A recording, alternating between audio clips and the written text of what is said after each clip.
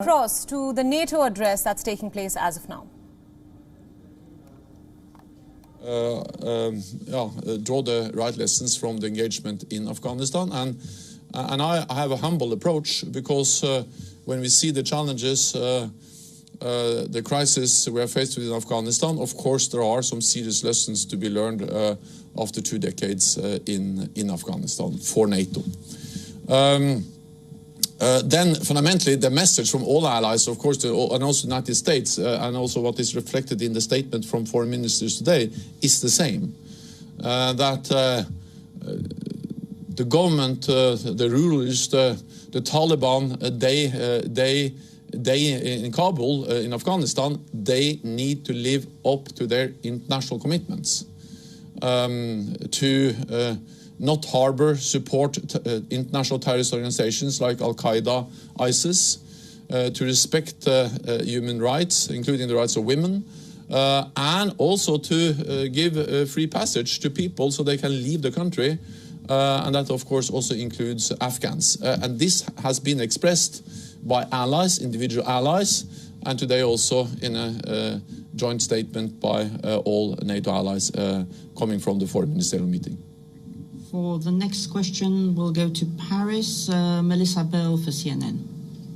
Secretary General, thank you very much. I wanted to ask you, first of all, whether you agreed with the statement that's been made these last few days that this was the greatest debacle in the history of NATO.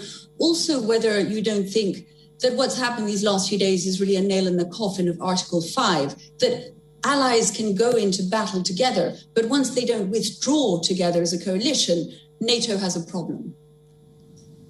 This is a tragedy, first and foremost, for the people of Afghanistan. We have been there for 20 years. We have deployed hundreds of thousands of NATO troops. Several thousand have paid the ultimate price. And hundreds of thousands of non-US allies have served alongside US soldiers in Afghanistan, and more than 1,000 have paid the ultimate price. So this has really been huge efforts by this alliance. When the United States signed an agreement with Taliban back in February 2020, of course, then it was very difficult for European allies to continue to stay, because, as you alluded to, we went into Afghanistan as an reaction, as a response to an attack on the United States. And when the United States decided to end its military mission there, with the agreement signed back in February 2020, then it was no viable practical option for the other allies, European allies and Canada, to remain without the United States. NATO remains a strong alliance. NATO has implemented the biggest reinforcement of our collective defense in Europe since the end of the Cold War. And it was a very clear message from the meeting today that whatever happens in Afghanistan, that should not undermine our ability to protect NATO-allied countries, NATO-allied territory, and that was a very clear message from the foreign ministers today.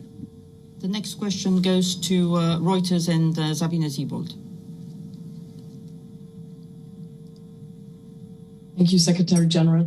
I wanted to ask you whether you have any idea or how long you expect Kabul airport to remain open and to continue evacuations. And the second one, if I may, you thanked several states for establishing security at Kabul airport, amongst them Turkey. Could you work out a little bit on that one, please? Thank you. So Turkey has been responsible for the airport for several years, and they continue to play a key role in operating the airport. The big difference now is, of course, that because of the crisis, because of the difficulties, because of the huge evacuation effort, other allies, and especially the United States, has also deployed a large number of troops to the airport, and all allies thanked today those allies who are helping to operate the airport, in particular Turkey, the United States, United Kingdom, but also some other allies who have deployed different kinds of capabilities to be able to run the airport. And also several hundred NATO officials are supporting, civilian officials, civilian staff are also helping to to operate the airport in close cooperation with the United States and other NATO allies. Then on the timelines,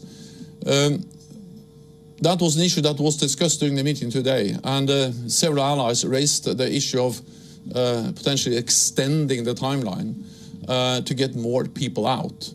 The US has stated that the timeline ends on the 31st of August, but several allies raised during the discussion today the need to potentially extend that to be able to get more people out.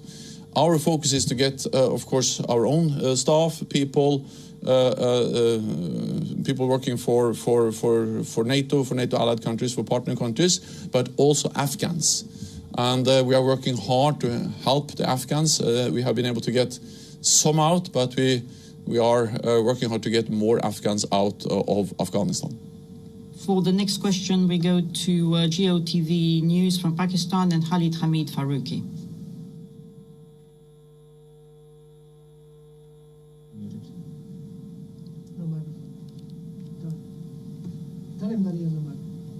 Khalid, we can't hear you. If not, we can go to Washington Post. Okay, no, we can't hear. Yes, yes, please go ahead.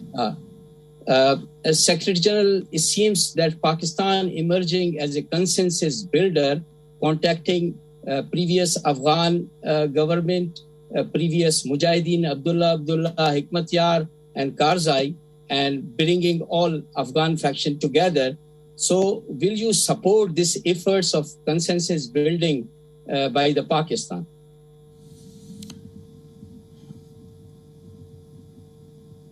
I think what is important now is that whatever new government we will get in Kabul, that this is an inclusive government, and everything that can help to support such a process, I think, is helpful.